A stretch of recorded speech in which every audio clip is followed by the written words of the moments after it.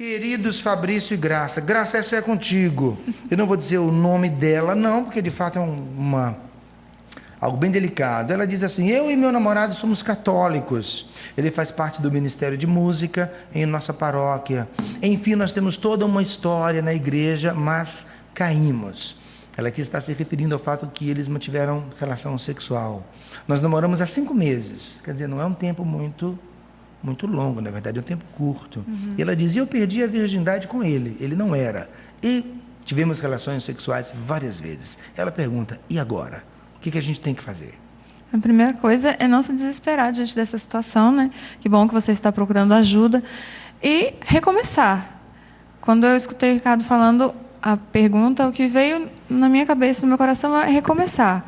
Botar um ponto final, conversar com o seu namorado, vocês se sentarem, conversarem e se decidirem por recomeçar. E também buscar ajuda, né? Padre, ser coordenador de grupo de oração, se você participa, buscar ajuda na igreja, no lugar onde você se sente segura, pessoas que te ajudem a recomeçar no caminho certo o seu namoro, de forma sadia o seu namoro. É importante porque, às vezes, a gente está cuidando de podar a árvore e não descobre qual é a raiz. É importante descobrir o que foi que aconteceu, por onde caminhos foi que nós fomos dando brechas para que essa situação acontecesse. Como a Graça disse, vamos recomeçar, vamos nos confessar, vamos tomar uma decisão, mas também descobrir o que foi que a gente deu brecha e, com a ajuda de um casal, do padre, buscar sanar essas brechas para que você possa, a partir da sua decisão de ser cristão, de ser cristã, ter uma conduta de acordo com aquilo que a igreja nos ensina.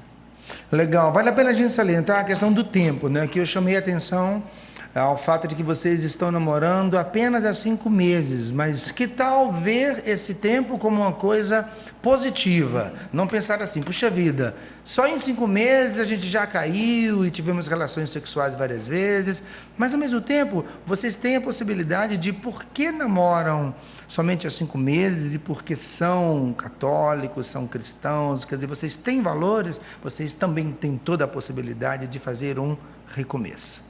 Deus os abençoe. Obrigado, queridos. Eu volto ali com a sua participação pelo e-mail e através do Twitter. Eu sei que a Gabi tem mais uma pergunta para o Gerson. Ela diz assim: tenho algumas dúvidas quanto à castidade. Meu noivo e eu sabemos que a relação sexual não é permitida no namoro. Por essa razão, nunca tivemos relação sexual, mas temos muitas dúvidas a respeito do que pode ser vivido no namoro, isto é, que atos de carinho podem ser feitos pelo casal dentro de um namoro cristão.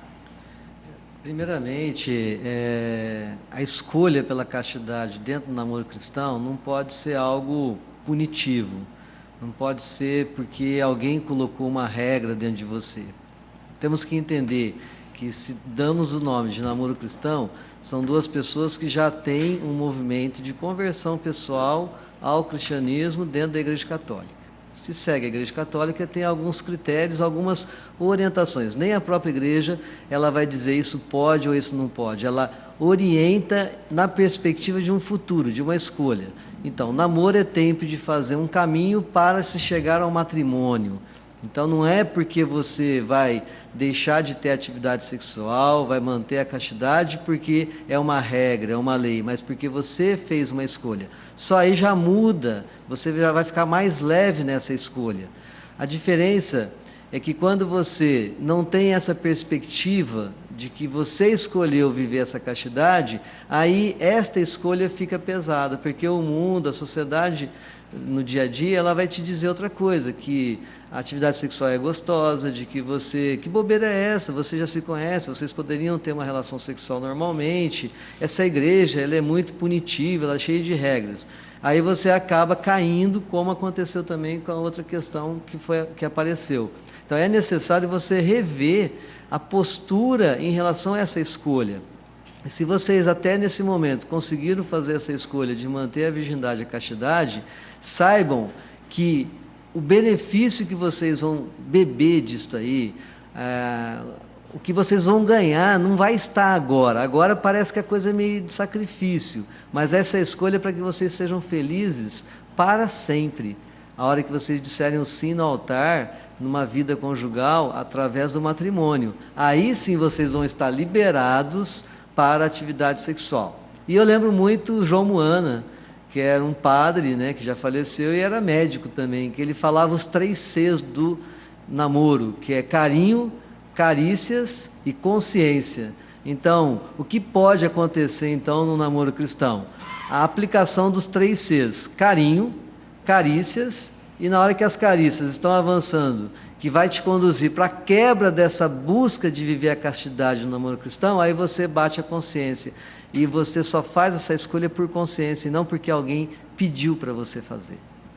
Obrigado. Me dá uma deixa aí, o Gerson, para contar para vocês sobre o blog do Namoro Cristão. Inclusive o Fabrício e a Maria Graça Shell, que estão participando com a gente. É um grupo de namorados e noivos que eu tenho junto comigo no blog Namoro Cristão. E vou pedir para que vocês pesquisem um pouquinho para a gente sobre carinho, carícias e consciência. Vou pedir para a Gabi e o Emanuel, por favor, abrirem no gentedefé.com/namoro cristão. Não sei se você conhece o nosso blog, acho que a gente pode mostrar na TV? Dá para mostrar, Cláudia? Dá para mostrar? Ou em outras oportunidades a gente conseguiu? Vamos mostrar para você o nosso blog. Isso, está aí o nosso blog. Dá uma corridinha nele aí.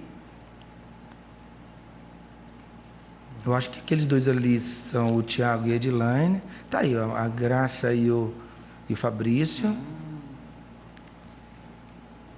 E quais são os temas aí tratados? Eu estou vendo aqui de longe. Comenta aí um pouquinho para a gente, Emanuel, por favor. Vale a pena esperar. Esse daí que nós estamos vendo, com a palavra de Deus. O Marcelo e a Gil que fizeram. Esse daqui é do Fábio Trevisan. Não beijei minha namorada neste fim de semana. Muito legal esse post, eu li. Como é que é? Qual o tema? Não beijei minha namorada neste fim de semana. Porque ele, resumindo, ele disse que ele estava sensível, eu sabia que ela estava sensível também. Então, se beijassem, sabiam que iam avançar um pouco mais. A história da consciência, então, né? É exatamente o que estava sendo falado agora, né? Nossa, é um que coisa post doida muito e legal. linda. Não beijei minha namorada neste fim de semana. Vale a pena ler. Beleza. O Fábio e a Cíntia, eles fazem parte, não é, do grupo que conduz o conteúdo do blog Namoro Cristão. Eu repito, o endereço é gentedefé.com/namoro cristão. O que eu faço agora? Já sei, aqui. Vou contigo, Fabrício. Esta minha querida disse assim: eu tenho 25 anos e vivo a castidade, mas meu namorado não acredita nos preceitos católicos. Como mostrar para ele a importância da castidade? Ele não aceita o argumento de que é para me guardar, pois vamos nos casar. Isso é algo muito bonito. Porque às vezes nós assumimos a castidade, não vou ter relação antes do casamento, porque nós aprendemos assim na nossa religião, nós aprendemos dos nossos pais, mas muitas vezes nós não embasamos. Por que eu vivo isso? Aonde é que estão os fundamentos da vivência da castidade? Por que é que a igreja diz, não viva o sexo antes do casamento?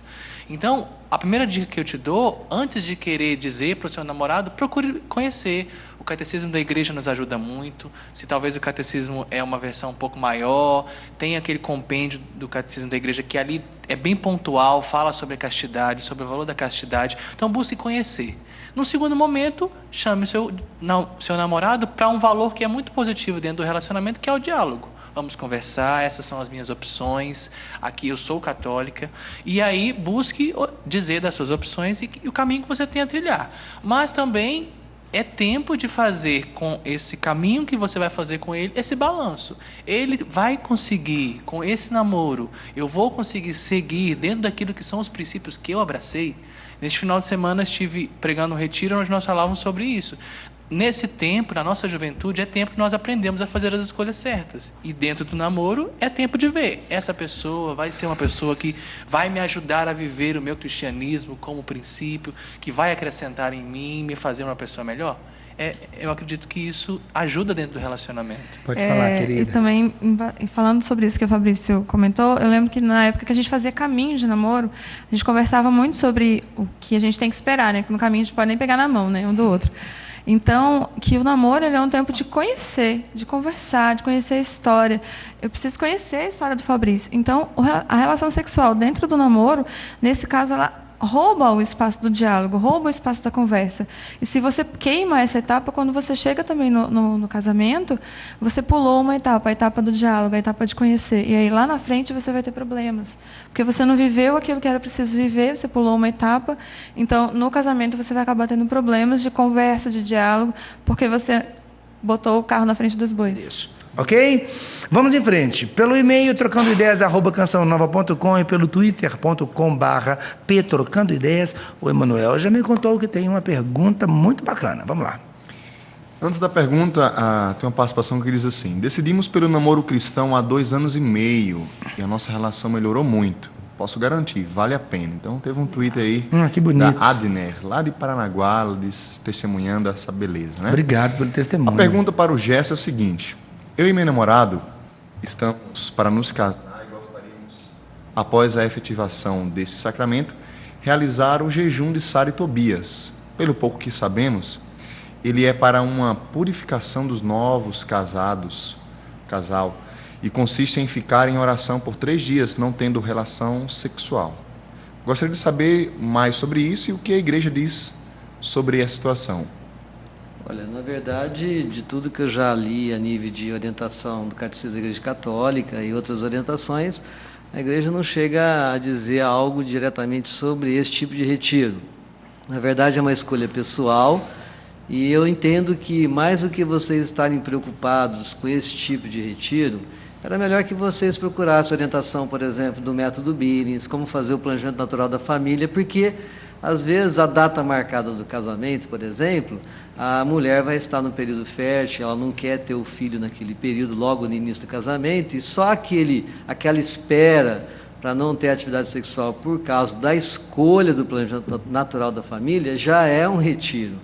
Eu acho que pode tornar-se um pouco exagero se você já vem num movimento de namoro cristão, noivado cristão, e aí fazer um retiro após a celebração, onde você já tem a consagração do matrimônio, pode parecer às vezes um exagero. Então vocês têm que estar preocupados em chegar na lua de mel felizes de fazer essa troca afetiva dos corpos. Se vocês escolherem para esse retiro, que seja dentro de alguma condução, de alguma orientação espiritual, não simplesmente para fazer uma experiência e transformar isso numa tortura. Porque, olha, a lua de mel é muito gostoso. Para um casal cristão, um namoro cristão, um noivado cristão, é uma delícia chegar... E, na verdade, é a consumação do sacramento. Exato, não é? porque a gente tem que entender que a cama do casal, a núpcias, é o ápice do encontro dos corpos que se prepararam um para o outro. É o templo do Espírito Santo dela e dele que vão se encontrar. Coríntios 7, né? Capítulo 7, que vai falar um pouco disso, né? Esse encontro dos corpos que vem dentro dessa perspectiva cristã. Então é regozijo, né?